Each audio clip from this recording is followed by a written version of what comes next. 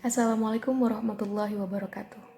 Alhamdulillahi rabbil alamin wa bihi nasta'inu ala umuri dunya waddin wassalatu wassalamu ala asrafil anbiya'i wal mursalin wa ala alihi wa sahbihi ajma'in. Amma ba'd. Sebelumnya perkenalkan, nama saya Nur Rahmawati dari kelas 2E dengan nomor induk mahasiswa 11950300174. Di sini saya akan membahas sedikit mengenai Al-Quran. Masing-masing dari kita sudah tak asing dengan peribahasa dengan ungkapan tak kenal maka tak sayang. Nah, tidak hanya mengenali antara manusia, antara yang satu dengan yang lainnya, tetapi ungkapan tersebut juga harus diterapkan pada segala bagian dari agama, termasuk mengenali Al-Quran.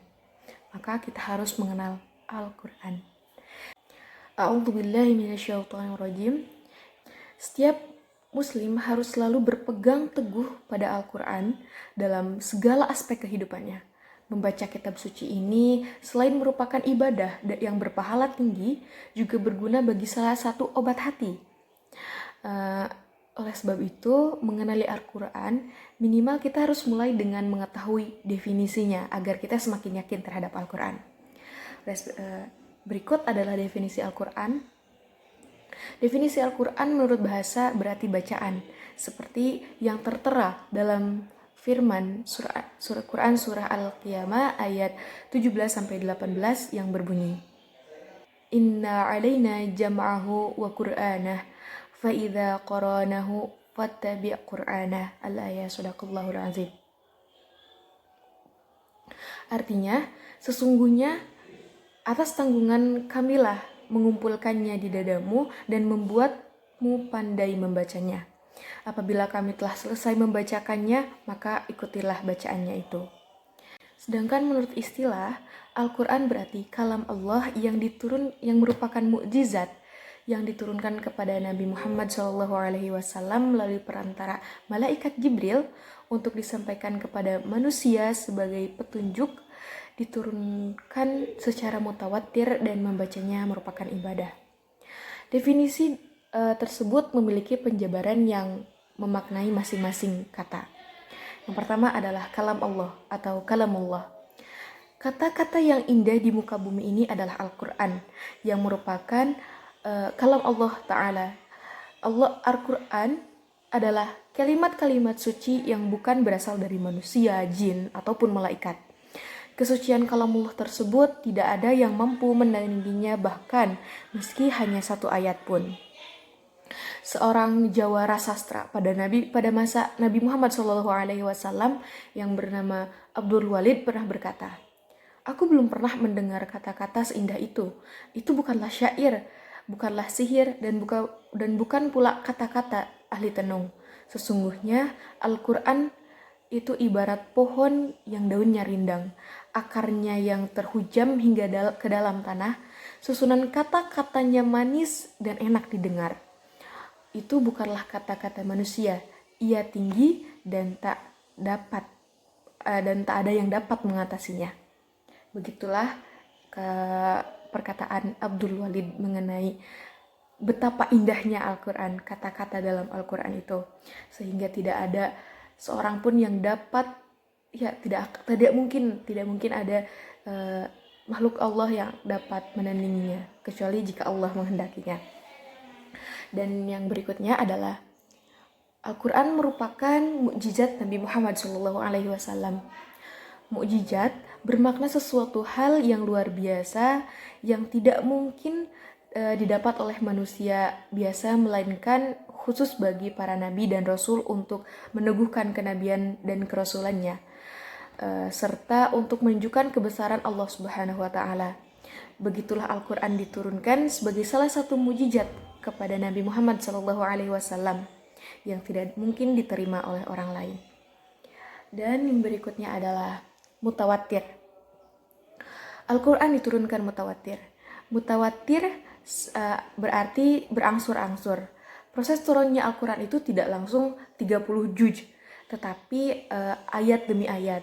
Dan para ulama berpendapat jika waktu turunnya Al-Quran adalah selama 23 tahun, dan ada pula yang merincikan selama 22 tahun, 2 bulan, dan 22 hari. Dan yang berikutnya adalah Al-Quran adalah untuk disampaikan kepada manusia. Al-Quran sebagai mukjizat yang diturunkan kepada Nabi Muhammad SAW harus disampaikan kepada umatnya, karena hal tersebut merupakan tugas dari seorang Rasul. Di dalam Al-Quran, kerap kita jumpai bahwa Allah menyapa bukan hanya untuk orang-orang beriman, tetapi untuk seluruh manusia. Dan yang berikutnya adalah definisi Al-Quran. Membacanya adalah ibadah. Meski hanya satu huruf, membaca Al-Quran dengan niat hati tulus karena Allah Subhanahu wa Ta'ala akan bernilai pahala, akan bernilai ibadah dan berpahala sangat besar.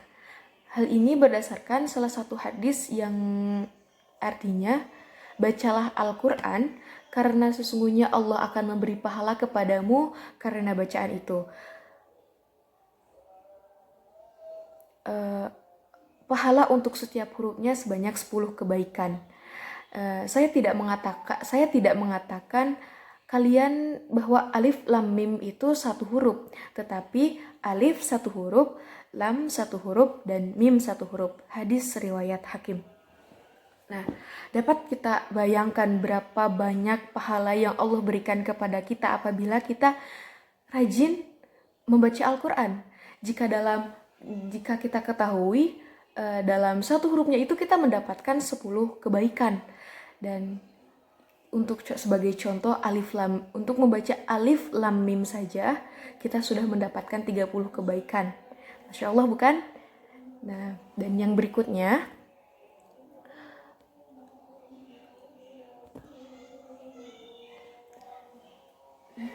begitulah. Dan di dunia ini tidak ada satupun kitab yang apabila kita berinteraksi dengannya akan mendapatkan berkah kecuali dengan Al-Quran. Al-Quran adalah kitab suci umat Islam yang utama. Selain itu memang kita juga wajib untuk mengimani kitab lain seperti Zabur, Injil, dan Taurat. Nah, hanya saja ketiga kitab itu tidak wajib untuk dijadikan pedoman oleh kita. Kita hanya wajib untuk mengimaninya bahwa Allah telah menurunkan kitab-kitab tersebut kepada Nabi dan Rasulnya. Interaksi Al-Quran selalu menuai berkah. Dan berikut adalah keistimewaan kitab Al-Quran yang wajib diketahui oleh Muslim. Yang poin pertama adalah konten Al-Quran tetap sepanjang masa tanpa revisi. Al-Quran adalah kitab yang awet, tidak lekang oleh waktu, baik dari segi substansi maupun penerapannya. Al-Quran terlindung dari revisi pengertian konten karena isinya akan selalu relevan sepanjang masa. Jadi semua masa telah ada dalam Al-Quran. Allah telah menerangkannya karena relevan. Jaminan keawetan Al-Quran ini secara langsung dijamin oleh Allah Subhanahu wa Ta'ala dalam Quran surah Al-Hijr ayat 9 yang berbunyi, A'udzubillahi minasyaitonirrajim, Bismillahirrahmanirrahim. Inna nahnu nazzalna dzikra wa inna lahu lahafizun. Yang artinya, sesungguhnya kamilah yang menurunkan Al-Quran, dan sesungguhnya kami benar-benar memeliharanya. Quran surat Al-Hijr ayat 9. Dalam surat itu Allah menegaskan bahwa Allah lah yang menurunkan Al-Quran dan Allah pula lah yang akan menjaganya. Hal ini menjadikan Al-Quran berbeda dengan kitab Injil dan Taurat, karena kitab Injil dan Taurat sudah mengalami perubahan pada isinya, sedangkan Al-Quran tidak pernah mengalami hal tersebut, karena Allah lah yang menjaga Al-Quran itu. Kemudian yang berikutnya adalah poin kedua, keistimewaan Al-Quran adalah terjaga dari kontradiksi. Di dalam Al-Quran tidak terdapat pertentangan antara satu perintah dengan perintah yang lainnya.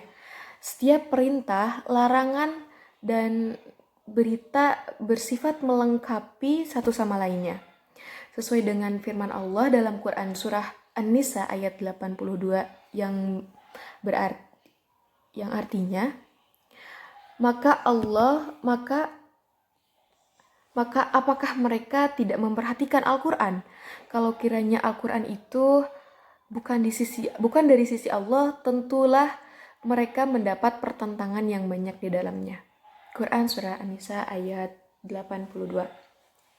Dan poin berikutnya adalah mudah dihafalkan. Dalam surah Al-Qamar ayat 32, Allah menjamin bahwa Al-Quran itu mudah dipelajari dan dihafalkan. Al-Quran adalah kitab cerdas yang membuat orang merenung dan melatih kemampuan asosiasi dengan pemisalan yang ada di dalamnya. Dan yang poin keempat adalah keistimewaan Al-Quran. Bahasa Al-Quran tidak dapat ditiru. Al-Quran merupakan bahasa Arab yang sangat tinggi. Walaupun misalkan kita pandai berbahasa Arab dan memahami bahasa fusha atau bahasa tinggi sekalipun, kita tidak dapat, bahwa siapapun tidak akan dapat bisa menandingi bahasa Al-Quran. Walau Nabi Muhammad SAW adalah seorang yang berbudi luhur dan berbicara dengan sopan, tidak mungkin Rasul yang membuatnya. Allah mempertegas ini dalam Quran surah Yusuf ayat 38 yang artinya, atau patutkah mereka mengatakan Muhammad membuat-buatnya? Katakanlah, kalau benar yang kamu katakan itu, maka cobalah datangkan sebuah surat seumpamanya.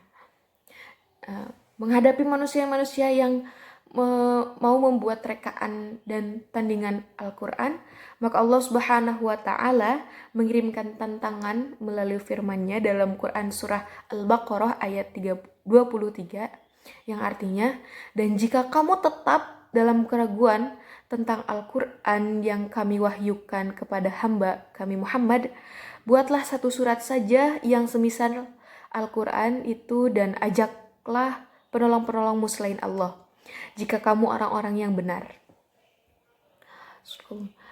Dengan tantangan ini dipertegas dengan Quran surah Hud ayat 13 yang artinya, bahkan mereka mengatakan Muhammad telah membuat Al-Quran itu. Katakanlah, kalau demikian, maka datangkanlah 10 surat-surat yang dibuat yang menyamainya. Dan panggillah orang-orang yang kamu sanggup memanggilnya selain Allah, jika kamu memang orang-orang benar. Manusia tidak akan menyerah. Mungkin mereka akan bekerja sama dengan setiap makhluk yang ingin membuat tandingan Al-Quran. Namun Allah masih menjamin ini tidak akan berhasil. Sesuai dengan firman-Nya dalam Quran surat Al-Isra ayat 82 yang artinya, katakanlah, sesungguhnya jika manusia dan jin berkumpul untuk membuat yang serupa dengan Al-Quran ini, niscaya mereka tidak dapat membuat yang serupa dengan dia, sekalipun sebagian mereka menjadi pembantu bagi sebagian yang lainnya. Hal ini membuktikan bahwa tidak ada seorang pun yang dapat menandingi, yang dapat menyerupai Al-Quran. Dan ini membuktikan bahwa Al-Quran benar-benar diturunkan oleh Allah Subhanahu wa Ta'ala.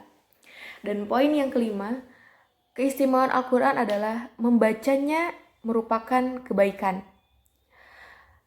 Telah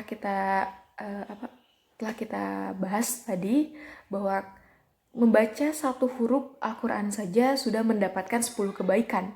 Maka dapat kita bayangkan apabila kita membacanya dengan rutin, maka Allah akan melimpahkan kebaikan yang sangat banyak kepada kita. Dan poin keenam, keistimewaan Al-Quran adalah mental healer. Terkait dengan salah satu isu yang populer di media sosial saat ini, mental health, Al-Quran dapat berkontribusi dalam memberikan ketenangan batin bagi setiap orang. Bagi penderita gangguan mental, sebagian melakukan pengobatan disarankan untuk membarengi dengan meningkatkan interaksi dengan Al-Quran. Membaca Al-Quran adalah penawar dari sifat-sifat toksik agamawi dan rohani seperti syirik, munafik, iri hati, dengki, dan sifat-sifat jahat lainnya. Selain menyembuhkan aspek batin, ayat-ayat Al-Quran juga dapat digunakan sebagai penyembuh badan. Dalam hal ini, ayat-ayat ruqyah seperti Al-Fatihah, An-Nas, Al-Falaq, Allah Subhanahu wa taala berfirman dalam Quran surat Yunus ayat 57 yang artinya, "Hai manusia, sesungguhnya telah datang kepadamu pelajaran dari Rabb-mu dan penyembuh bagi penyakit-penyakit yang berada di dalam dada dan petunjuk serta rahmat bagi orang-orang yang beriman." Jadi tidak hanya Al-Quran itu tidak hanya berfungsi sebagai penenang hati dan yang lainnya, tetapi juga bisa tetapi juga bisa sebagai penyembuh badan ya. Yang kita ketahui mungkin ruqyah seperti itu. Dan poin ketujuh, keistimewaan Al-Quran adalah kisah-kisah dalam Al-Quran nyata dan terperinci. Di dalam Al-Quran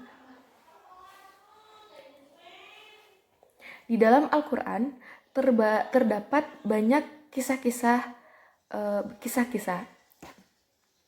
Di dalam Al-Quran terdapat banyak kisah-kisah. Sebut saja kisah keluarga Imron, Nabi Musa, Siti Maryam, Nabi Daud, kisah Nabi Muhammad SAW sendiri. Kisah-kisah ini menceritakan perjuangan nabi-nabi atau kesesatan yang dilakukan oleh suatu kaum sebagai pelajaran bagi kita yang hadir di generasi mendatang. Kebenaran kisah ini telah divalidasi oleh Allah Subhanahu wa taala dalam berbagai firman-Nya. Misalkan, validasi pada kisah Nabi Musa dan Fir'aun. Dalam Quran, Allah berfirman dalam Quran surah Al-Qasas ayat 3 yang memiliki arti, "Kami membacakan kepadamu sebagian dari kisah Musa dan Fir'aun yang benar." Nah, jadi semua cerita yang terdapat dalam Al-Quran itu adalah benar dan nyata adanya. Kemudian yang poin 8, keistimewaan Al-Quran adalah satu-satunya kitab yang memintakan syafaat bagi pembacanya. Tak ada satupun kitab yang memintakan syafaat di hari akhir kepada pembacanya kecuali Al-Quran. Nabi SAW bersabda, yang artinya, "Bacalah Al-Quran karena sesungguhnya ia akan datang di hari kiamat memohon syafaat bagi orang yang membaca di dunia." Hadis riwayat Muslim. Dan poin ke-9 mengenai keistimewaan Al-Quran adalah hakim semua kitab sebelumnya. Al-Quran adalah kitab terakhir yang paling sempurna yang membenarkan kitab-kitab sebelumnya.